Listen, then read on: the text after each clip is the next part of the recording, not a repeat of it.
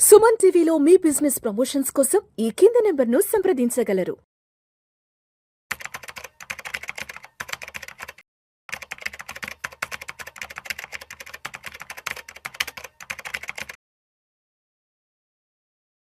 నమస్తే మాధురెడ్డి గారు. నమస్తే అండి.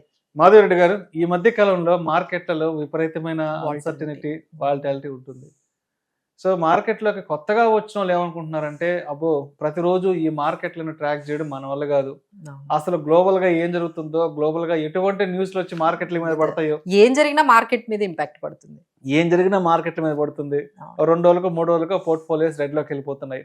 సో ఇదంతా కూడా ఒక బిగినర్ లెవెల్లో ఉండే వాళ్ళకి, కొత్తగా ఉండే వాళ్ళకి చాలా కష్టం అయిపోతుంది. అంటే అసలు మార్కెట్ల చుట్టూ ఎటువంటి అన్సర్టనిటీస్ ఉంటాయి ఏంటి, ఈ టైంలో మన పోర్ట్ఫోలియోస్ ని ఎలా బ్యాలెన్స్ చేసుకోవాలంటూ కూడా చాలా మంది ఇబ్బందుల్లో ఉంటారు. సో అంటే కొంతమంది ఇటువంటి వాటికి భయపడుతుంటే, ఇంకొంతమంది ఏంటంటే ఈ బ్యాంక్ ఫిక్స్డ్ డిపాజిట్లు అవి ఇవి చేసుకుంటుంటారు. అక్కడేమో గట్టిగా ఒక 3 to 4% కంటే ఎక్కువ రిటర్న్స్, అంటే అట్లీస్ట్ ఒక ఇన్ఫ్లేషన్ కి సరిపడా అంత కూడా రిటర్న్స్ రావట్లేదు. ఇటు ఈక్విటీ మార్కెట్ లోకి వద్దామంటే ఏమో ఈ అన్సర్టనిటీస్, వాలటాలిటీలు. సరే ఇవన్నీ వద్దని చెప్పి ఏదో ఆ ట్రెడిషనల్ ఇన్వెస్ట్మెంట్స్ లో పోదామంటే ఆడేమో 3 to 4% రిటర్న్స్ వస్తున్నాయి. సరే ఇప్పుడు అది ఇది రెండు పరంగా చూస్తే మాత్రం ఎవరికి ఏది వర్కౌట్ కావట్లేదు.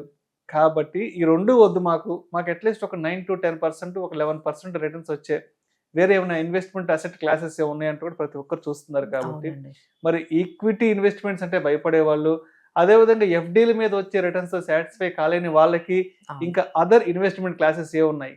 సో ఇది చాలా మంది అండి, అంటే మీరు అంటున్నట్టుగా ఈ కేటగిరీ వాళ్ళు 50 ఇయర్స్ అండి, అంటే ఇప్పుడు ఆల్మోస్ట్ ఒక 50 సంవత్సరాలు 60 సంవత్సరాలు వచ్చిన వాళ్ళు ఉన్నారనుకోండి, వాళ్ళు ఎట్లా ఈ ఈక్విటీ మార్కెట్లోకి రాగలుగుతారు చెప్పండి? రోజు ఒకటి, ఒక రోజు యాంథ్రఫిక్ అంటారు, ఒక రోజు వార్ అంటారు, ఒక రోజు ట్రంప్ అంటారు, టారిఫ్స్ అంటారు, ఏది జరిగినా అది ఫైనల్ గా మార్కెట్ లో నెగిటివ్ గా వస్తుంది. సో దాని వల్ల ఏమీ పెరగడం లేదు, సో వాళ్ళు భయపడుతూ ఉన్నారు, వాళ్ళకి నమ్మకం కూడా తగ్గుతోంది. ఈ అంటే పెద్దవాళ్ళు అయితే, అంటే వాళ్ళకి టైం కూడా ఉండదు. ఇప్పుడు మనకి 30 ఇయర్స్ వాళ్ళు అనుకోండి, అట్లీస్ట్ మనం కన్విన్స్ చేయొచ్చు, మీరు భయపడకండి, మీకు ఇంకో 20 ఇయర్స్ టైం ఉంది కదా, ఇవన్నీ సెటిల్ అవుతాయని. కానీ ఆల్రెడీ 50s లో ఉన్న వాళ్ళకి మనం ఏమని చెప్తాం? సో అలాంటి వాళ్ళు కూడా చాలా వరకు అమ్మో అదొద్దు ఇంకా మార్కెట్స్, ఎందుకంటే ఎప్పుడు డబ్బు అవసరం అవుతుందో తెలియదు కదండి. సో అంత 20 ఇయర్స్ వరకు డబ్బులు పెట్టుకునే అంత అవకాశం కూడా ఉండదు వాళ్ళకి. అలానే మీరు అన్నట్లుగా బ్యాంక్ ఇంట్రెస్ట్ల వైపు చూస్తుంటే అవి రోజు రోజుకి తగ్గుతూ ఉన్నాయి. ఇంకా ఇప్పుడు మళ్ళీ రెపో రేట్ ఇంకా తగ్గించారనుకోండి, మళ్ళీ ఎఫ్డి రేట్స్ ఇంకా తగ్గిపోతూ ఉంటాయి. సో ఎందుకంటే మనం ఇంట్రెస్ట్ రేట్స్ తక్కువ రిజిమ్లోకి వెళ్తూ ఉన్నాం, ఎందుకంటే ఇన్ఫ్లేషన్ తగ్గుతుంది, దానికి తగ్గట్టుగా ఇంట్రెస్ట్ రేట్స్ ఇప్పుడు దాదాపుగా మనకి 5-6%కి వచ్చేసాయి. ఇంకా దాని మీద టీడీఎస్లు అవి ఇవి మనకు ఉంటాయి. సో దీని మీద మీరు అన్నట్టుగా ఇన్ఫ్లేషన్ అడ్జస్టెడ్ రిటర్న్ కూడా రావట్లేదు. సో ఇప్పుడు ఏం చేయాలి వీళ్ళందరూ? ఎందుకంటే లైఫ్ స్పాన్ మళ్ళీ ఇక్కడ నుంచి 30 ఇయర్స్ ఉంది, 50 అంటే ఇంకో 30 ఇయర్స్ ఉంటుంది. సో ఇక్కడ వీళ్ళు అడ్జస్ట్ అవ్వలేక, ఇన్ఫ్లేషన్ అనేది ఎంత ఫాస్ట్ గా పెరుగుతుందో మీరు చూసారు కదండి, ఖర్చులన్నీ ఆ ఏజ్ లో ఉన్న వాళ్ళ ఖర్చులు కూడా బాగా పెరుగుతూ ఉంటాయి. సో వాళ్ళకి ఏదైనా బెస్ట్ ఆప్షన్ ఏదైనా ఉంది అంటే డెఫినెట్లీ అండి బాండ్స్ అనేవి ఒకటి ఉన్నాయండి.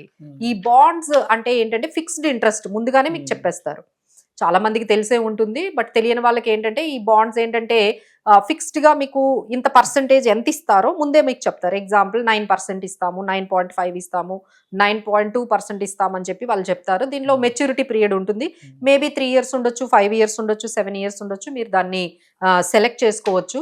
బట్ ఇవి ఎవరు ఇష్యూ చేస్తారు? ఇందులో 2 రకాల కార్పొరేట్ బాండ్స్ ఉంటాయి, అలానే government securities, government guilt bonds, government issue చేసిన బాండ్స్ కూడా మార్కెట్ లో అవైలబుల్ గా ఉన్నాయి. అలానే కార్పొరేట్ బాండ్స్ అంటే కంపెనీలు కూడా ఒక ఫిక్స్డ్ డిపాజిట్ లాగా, అంటే కంపెనీ వాళ్ళు ఏంటంటే మీకు ఫిక్స్డ్ డిపాజిట్ లాగే తీసుకుంటారు, ఒక 5 ఇయర్స్ మెచ్యూరిటీకి మీ దగ్గర నుంచి డబ్బులు తీసుకుంటారు, దాని మీద మీకు బ్యాంక్ కన్నా డబుల్ ఇంట్రెస్ట్ రేట్ ఇస్తారు. అంటే అక్కడ 4-5 వస్తుందంటే ఇక్కడ మీకు 9-10 ఇచ్చేటట్టుగా మీకు కార్పొరేట్ బాండ్స్ అనేవి ఉన్నాయి. ఇందులో మీకు ఏంటంటే ప్రైమరీ సెకండరీ ఉన్నాయండి, అంటే మనకి స్టాక్ మార్కెట్లో మనం ప్రైమరీ అంటే ఐపీఓ లాగా మీరు డైరెక్ట్ పెట్టుకోవచ్చు, లేదు స్టాక్ మార్కెట్లోకి వచ్చి సెకండరీ మార్కెట్లో కూడా కొనుక్కుంటున్నాం. అలానే బాండ్స్ కూడా మీకు ఫ్రెష్ గా మార్కెట్ లోకి వచ్చిన కొత్త బాండ్స్ అవైలబుల్ గా ఉన్నాయి, అలానే ట్రేడెడ్ అవుతున్న ఆల్రెడీ ఎగ్జిస్టింగ్ బాండ్స్ కూడా మనకి సెకండరీ మార్కెట్ లోకి ఉన్నాయండి. సో ఎవరికి ఎలాంటి బాండ్స్ కావాలి అనుకుంటే సెకండరీ మార్కెట్ లో అక్కడ ఇంట్రెస్ట్ రేట్స్ ఉంటాయి, మెచ్యూరిటీ పీరియడ్ ఉంటుంది, మినిమం 10 lakhs కానీ 5 lakhs కానీ ఇలాంటి 1 lakh కానీ మనకి అక్కడ మల్టిపుల్స్ ఉంటాయి. మనం ఇలా 1000-2000 కాదు, మల్టిపుల్స్ వాళ్ళు చెప్తారు, మినిమం బాండ్ వాల్యూ ఇంత ఉంది, మీరు ఎన్ని మల్టిపుల్స్ అయినా మీరు కొనుక్కోవచ్చు అంటారు. సో ఈ కన్సిడరేషన్స్ అన్ని మీకు ఓకే అనుకుంటే ఆ ఇంట్రెస్ట్ రేట్స్ ఫిక్స్డ్ అనుకుంటే అప్పుడు మీరు ఇందులోకి రావచ్చండి. ఇందులో మనం కొన్ని ఎగ్జాంపుల్స్ అయితే మనము చెప్పొచ్చు. ఇందులో ఏంటంటే రేటింగ్ ఇంపార్టెంట్ అండి. అంటే బాండ్స్ అన్నీ కూడా రేటింగ్తో వస్తాయి. AAA రేటింగ్ అంటే ఏంటంటే వాళ్ళు ఇంతవరకు డిఫాల్ట్ చేయలేదు, వాళ్ళు చెప్పిన ఇంట్రెస్ట్ చెప్పిన టైంకి పే చేశారు, ఎప్పుడైతే మెచ్యూరిటీ పీరియడ్ అయిపోతుందో మీ అమౌంట్ మీకు ఇచ్చేస్తారు. ఎగ్జాంపుల్ మీరు 10 lakhs పెట్టారు, మీకు ఒక 9% ఎంతో చెప్పారు, వాళ్ళు 5 years 9% పే చేశారు, లేదు మొత్తం క్యుములేటివ్గా రిడెంప్షన్ టైంకి మీరు కాంపౌండింగ్ ఇంట్రెస్ట్తో కూడా తీసుకునే అవకాశం ఉంది. లేదు నాకు ఎవ్రీ 6 months ఇచ్చేయండి, నాకు ఏ ఇయర్కి ఆ ఇయర్ నా ఇంట్రెస్ట్ నాకు ఇచ్చేయండి అంటే కూడా తీసుకోవచ్చు. లేదు నాకు మొత్తం కలిపి 5 yearsకి కలిపి ఒకేసారి నాకు ఇంట్రెస్ట్ ప్రిన్సిపల్ ఇవ్వండి అన్నా కూడా మనకి ఆ ఆప్షన్ కూడా ఉంటుందండి. దాంట్లో ఇంకొంచెం ఎక్కువ వర్కౌట్ అవుతుంది. 5 years ఆగి మనం తీసుకుంటున్నాం కాబట్టి ఇంకొంచెం వర్కౌట్ ఎక్కువ అవుతుంది. సో ఇందులో మనం చూడాల్సింది కొన్ని ఎగ్జాంపుల్స్ చెప్తున్నాం అండి. AAA అంటే ఎలా ఉంటాయంటే IRFC మనకు తెలుసు కదండి, ఇండియన్ రైల్వేస్. ఇండియన్ రైల్వేస్ అంటే అందరూ నమ్ముతారు కదండి, కొంచెం నమ్మకం ఎక్కువ. So Indian railways financial corporation వాళ్ళు బాండ్స్ లో ఉన్నారు. సో వాళ్ళు 9% ఆఫర్ చేస్తున్నారు. అలానే మనకి పవర్ ఫైనాన్షియల్ కార్పొరేషన్ PFC, అది కూడా గవర్నమెంట్ కి, సెంట్రల్ గవర్నమెంట్ కి సంబంధించిందే. అలానే అలా మనం గవర్నమెంట్ కావాలి, మన గవర్నమెంట్ కంపెనీస్ కావాలి అనుకుంటే మనం అలాంటి కంపెనీస్ ని సెలెక్ట్ చేసుకోవచ్చు. అలా కాకుండా మనకు కార్పొరేట్ అయినా పర్వాలేదు. ఎగ్జాంపుల్ యాక్సిస్ ఫైనాన్స్ అనే వాళ్ళు కార్పొరేట్ బాండ్స్ వచ్చారు. తర్వాత ఎల్ఎన్టీ ఫైనాన్స్ వాళ్ళు కూడా బాండ్స్ ని ఇష్యూ చేస్తూ ఉన్నారు. టాటా క్యాపిటల్, ఈ టాటా క్యాపిటల్ వాళ్ళు కూడా ఈ బాండ్స్ ని ఇష్యూ చేస్తూ ఉన్నారు. వీళ్ళ దగ్గర కూడా మనం ఇన్వెస్ట్ చేసుకోవచ్చు. ఇవన్నీ కూడా AAA రేటింగ్ లో ఉంటాయి. మీకు దాదాపుగా 8-9% వాళ్ళు ఖచ్చితంగా మీకు పే చేస్తారు.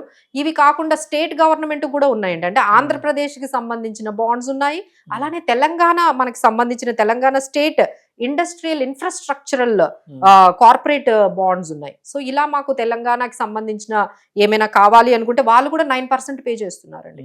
ఈ Telangana state industrial infrastructure corporate bonds ఉన్నాయి, వాళ్ళు కూడా పే చేస్తున్నారు. అలానే కొన్ని బ్యాంక్స్ కూడా బాండ్స్ ఇష్యూ చేస్తున్నాయి, లైక్ HDFC బ్యాంక్, అలానే మన కెనరా బ్యాంక్, PSU బ్యాంక్, తర్వాత పంజాబ్ నేషనల్ బ్యాంక్. అంటే కొంతమందికి బ్యాంక్ బేస్డ్ ఇష్టం. సో ఇలా బ్యాంక్ బేస్డ్ బాండ్స్ కూడా మార్కెట్ లో అవైలబుల్ గా ఉన్నాయండి. ఆ బ్యాంక్స్ కూడా మీకు మంచి ఇంట్రెస్ట్ పే చేసి మీ దగ్గర మీకు బాండ్స్ అనేవి ఇష్యూ చేస్తూ ఉంటారు. ఇవి డెఫినెట్ గా బ్యాంక్ ఇంట్రెస్ట్ కన్నా 3-4% అయితే ఎక్కువ ఉంటాయి. సో బ్యాంక్ మీద అంటే మళ్ళీ ట్యాక్సెస్ గురించి మనం మాట్లాడుకుంటే మీకు FDల మీద ఎలాంటి ట్యాక్స్ అయితే ఉంటుందో దీని మీద కూడా అలాంటి ట్యాక్సే ఉంటుందండి, ఎక్స్ట్రా ఏమీ ఉండదు. ఇప్పుడు ఏంటంటే మేము అందరిని ఎంకరేజ్ చేస్తున్నాం, ఎందుకంటే ఈ రోజుల్లో 12 లక్షల వరకు మనకి ట్యాక్స్ లేదు కదండి.